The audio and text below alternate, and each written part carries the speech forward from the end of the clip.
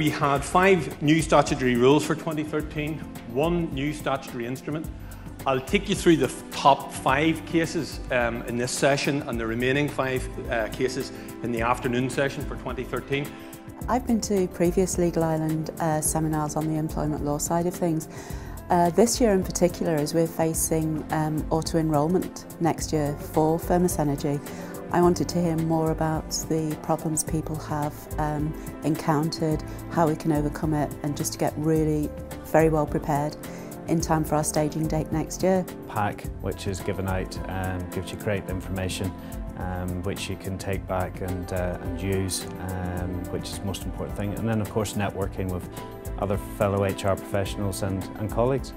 Employers are saying that employment law and regulation is cumbersome, it's expensive, and it's effectively, the fear of litigation is stifling employers' willingness to recruit, etc. Plan and prep.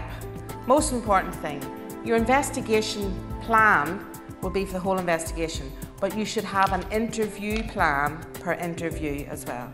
This is all best practice. I don't know about too many new ways of thinking. I think a lot of that has to do with the methodology that we chose for this particular part of the consultation, which is, a large written submission. I think whenever you give both employer representatives and employee representatives the opportunity to comment on very specifically framed questions, more often than not, for very understandable reasons, they might go back into their respective trenches. I have chosen a broad spectrum of cases to look at, from religious discrimination, disability, sex discrimination, redundancy, consultation, and that is an issue on establishment at the moment.